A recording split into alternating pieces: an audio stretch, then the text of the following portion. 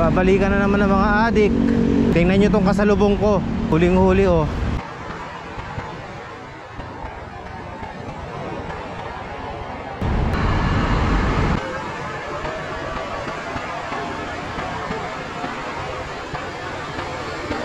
Grabe no, yung nasa kaliwa natin. Hit-hit pa, sige. Adik. Yan, nagbabalikan na naman. Babalikan na naman ng mga adik. Yung sa kaliwa ko. Tingnan nyo tong kasalubong ko. Ayan o.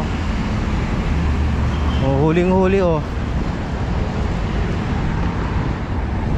Kalagi sa bote ng soft drinks. O diba? Dito yan sa Manila Bay. Ito pa o.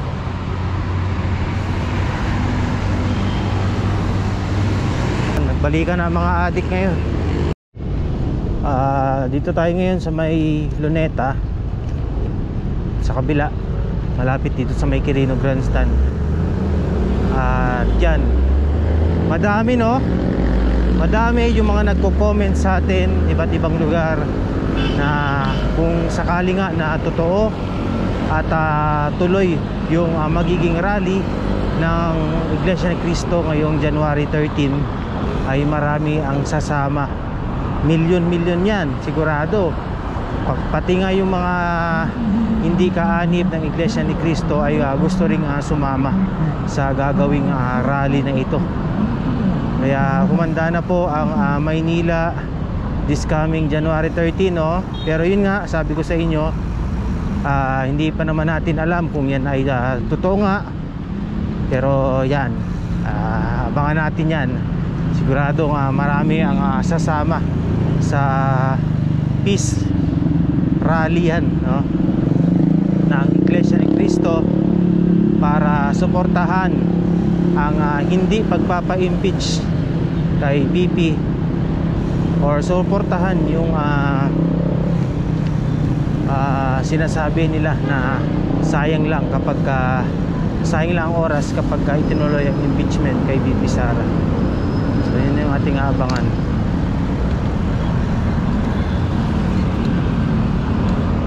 Hindi ko alam kung pwede pang pumasok dito no. Mukhang sarado na siya. Pwede pa. Kasi ano dyan, yun nga sinasabi na dito sa Quirino Grandstand gagawin or gaganapin yung rally ng Iglesia ni Cristo. So meron din tayong post na nakita na sa Liwasang Bonifacio. At yan, wala pa tayong kasiguraduhan. At yun nga, bago mangyari yun ay ngayong January 13. So pista muna ng pista muna ni Jesus Nazareno. Kaya maraming tao ngayon dyan sa Quiapo, dito sa Maynila. Yung iba dadayo pa ng ibang lugar. Tsaka yung pahalik dito sa Quirino Grandstand gaganapin. Lalo na sa mismong January 9 yan. Traslasyon, siguradong napakaraming tao dito sa Maynila.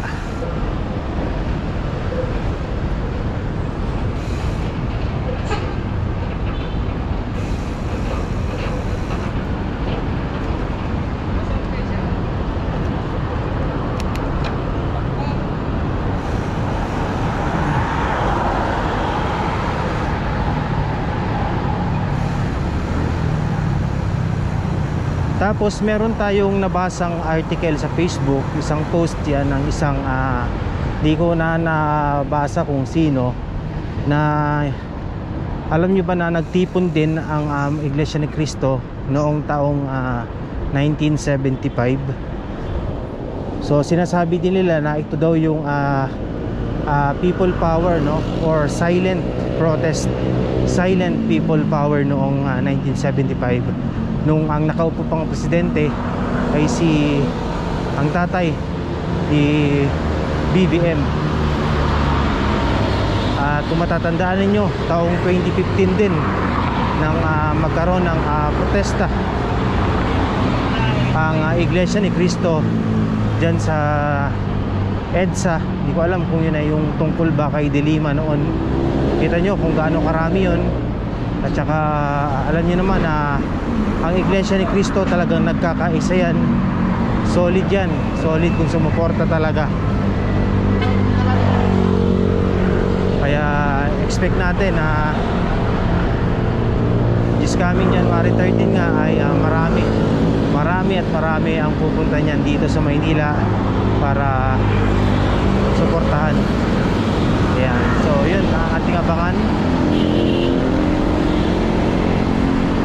Abang-abang na lang din tayo sa January 13, no? So isang malaking kaganapan yan dito sa Maynila. By the way, nandito tayo sa Ross Boulevard, Dolomite Beach. Nasa kanan natin.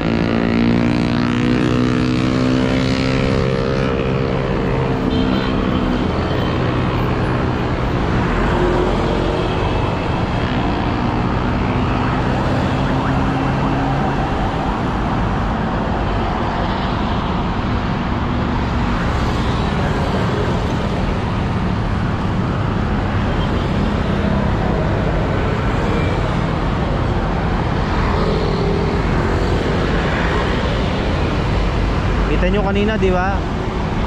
Grabe, no? Ang daming sumisinghot ngayon dito sa Manila Bay. Although malinis na talaga itong Manila Bay, yung mga tao naman nagbabalikan na ulit. Singhot dito, singhot doon. Nagbalikan na naman ang mga adik. Paano na yan?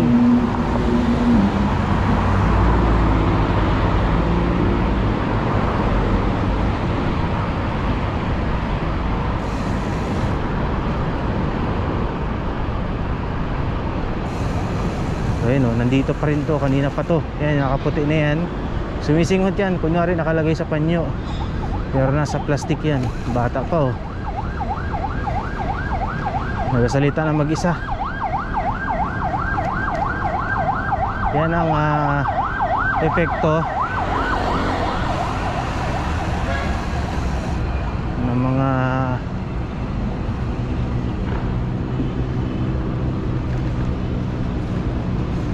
sabagay, hindi rin natin talaga masisisi, no, yung iba.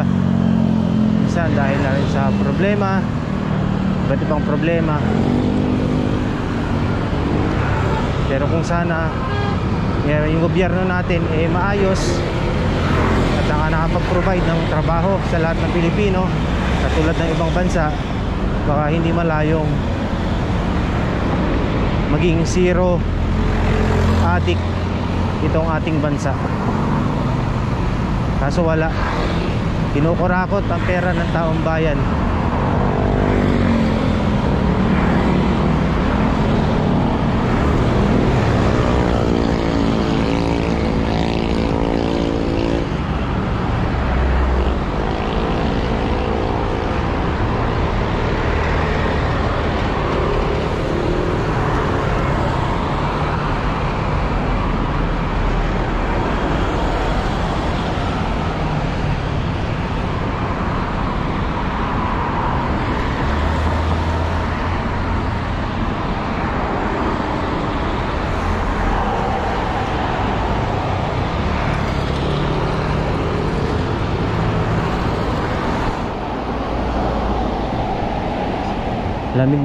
Lamig ng hangin galing dito sa Manila Bay.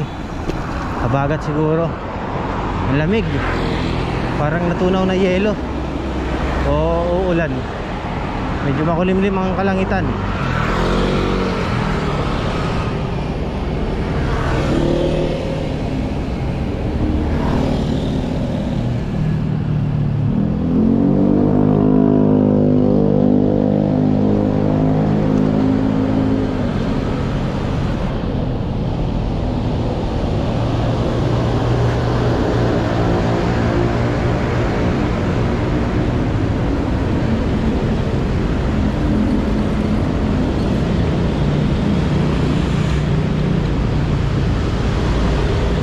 Quirino na tayo, Quirino Avenue corner yan dito sa Ross Boulevard.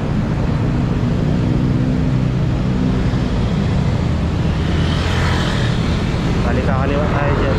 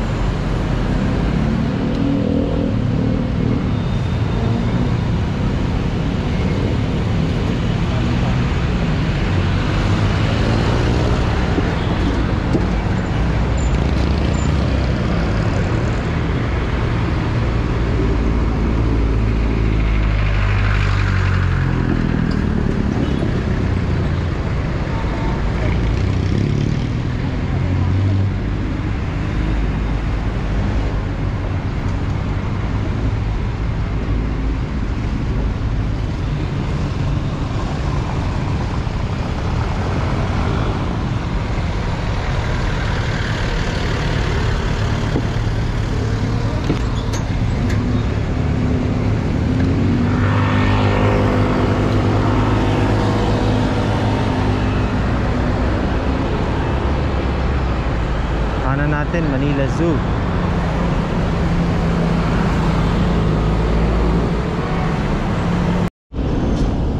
Alright guys, grabe daming bomberong nagresponde dito sa sunog sa may Tondo, sa Moriones, sa may Road 10. Ang dami, as in. Kailangan kasi ang agapan kasi residential area yan. So magandang hapon sa lahat. Nandito tayo sa, kung hindi ako nagkakamali, Bonifacio Drive.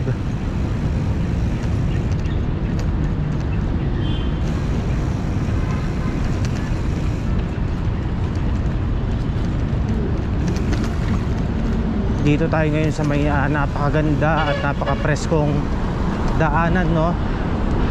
Actually, pasyalan nga rin to eh. Pero kung mapapansin ninyo, napabayaan na ito. Kung dati-rati inayos to nung kapanahunan ni Yorme, ngayon kung mapapansin ninyo na parang wala na mga naglilinis, wala na mga nagwawalis. Kaya yung mga kalat, yan, hindi na nalilinis.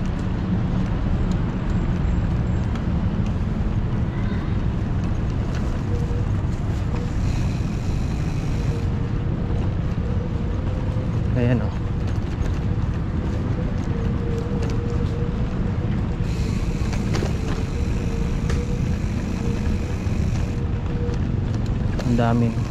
Ang daming mga basag na salamin, bubog. Delikado to sa mga bisikleta.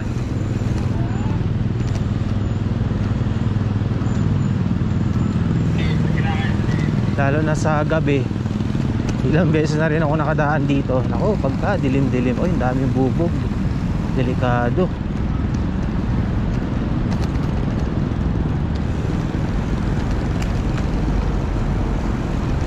Masarap kasi maglakad-lakad rito. Yung kanan kasi makikita ninyo yung view dyan, yung golf area, no? O yung golf course dito sa mismong Intramuros. Tapos napakarami pang puno na kabilaan. Kaya kung galing ka dun sa initan sa kalsada, pagpasok mo dito napakalamig dahil napakaraming puno.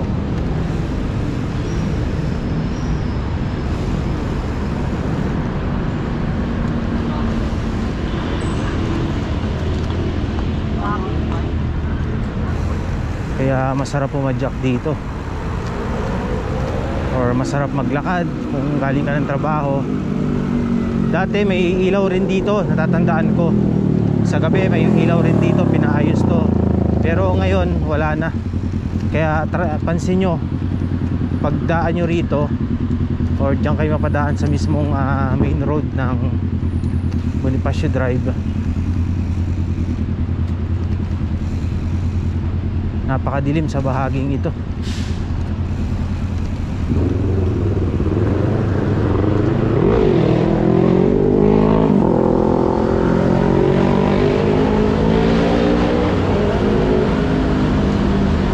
Dito masarap magtambay-tambay mga rider, mga nagmomotor, mga MC taxi. Kapag ka nagpapahinga sila, madalas dito marami sila. Kasi masarap talaga ang hangin dito.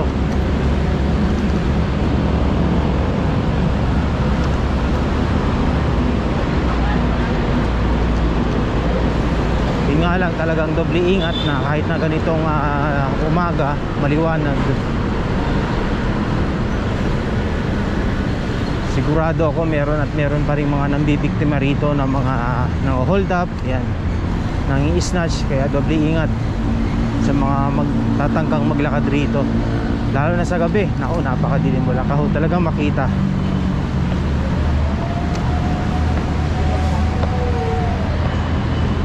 Medyo mahaba-haba rin itong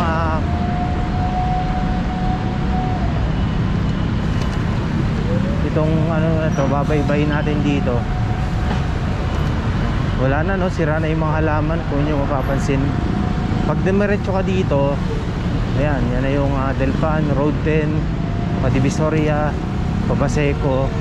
Pag kanan mo naman, dito naman yung Intramuros.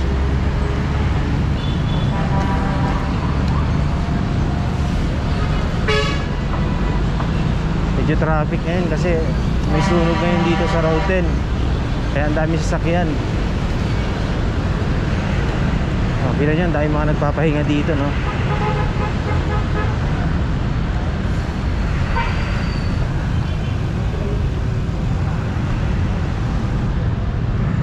Kasi nga ma-presko dun. So dito tayo ngayon. Saan tayo dadaan? Palandaan. Oh my God. Palandaan. O ano?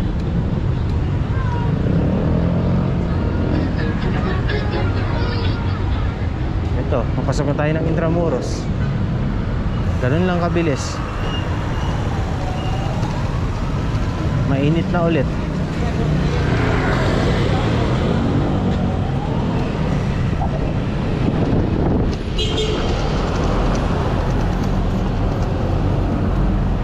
Mainit na ulit. Kanina ang lamig-lamig.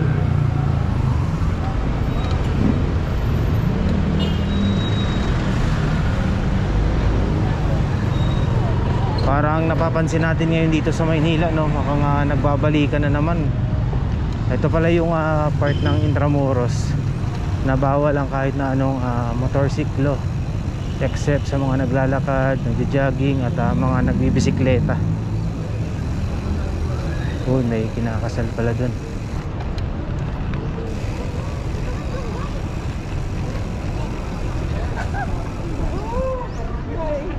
Oh, sarap-sarap pa rin ang hangin dito.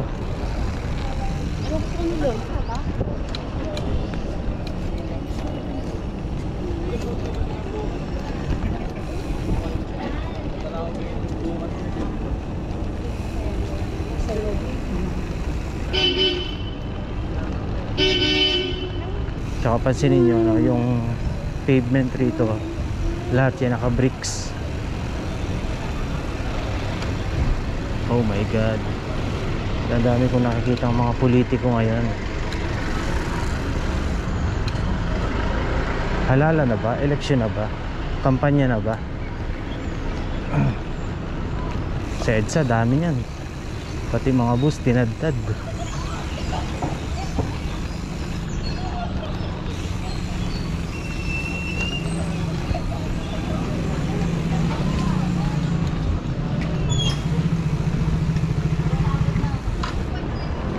Medyo nagagawin namin.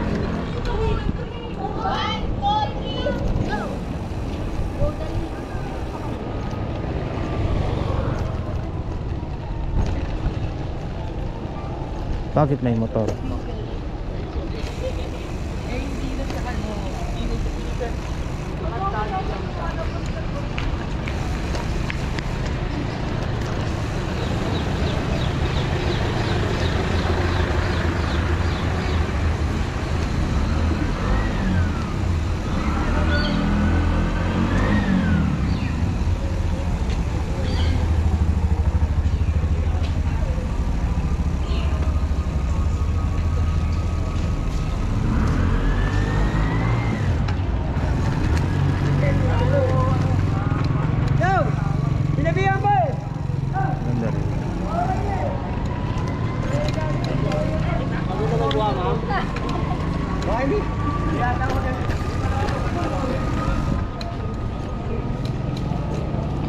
Balikan tayo.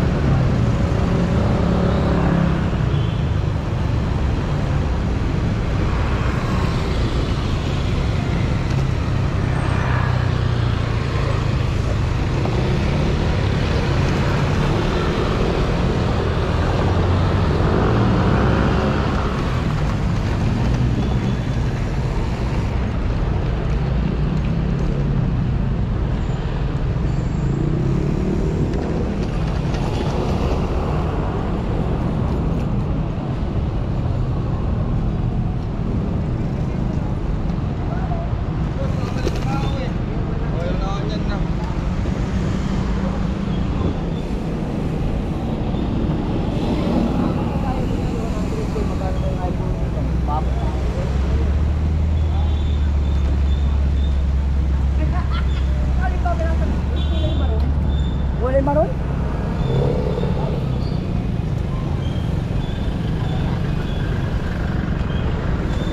Tara mo kayo.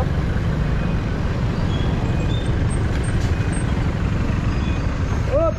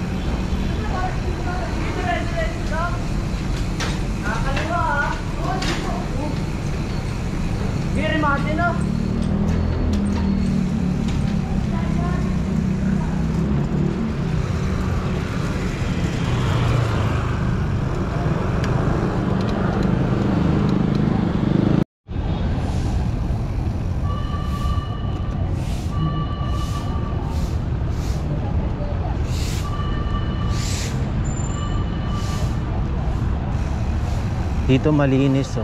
May mga naglilinis.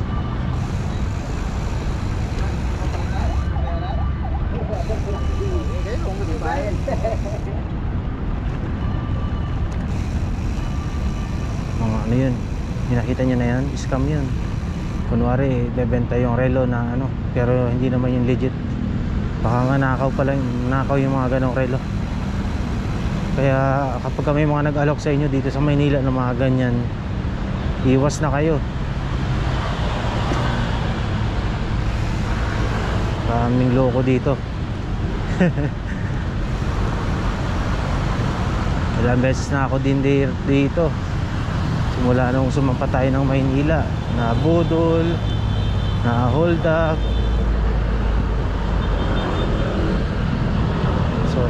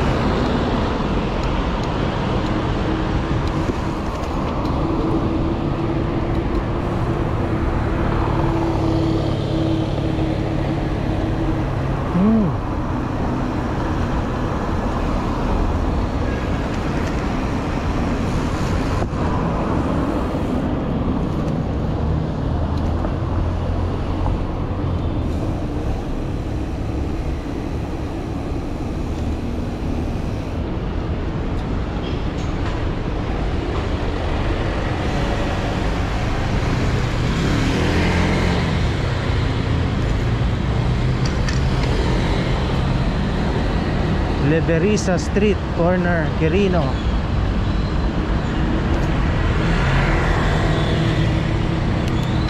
Oy, minivan. Ang cute ng minivan oh.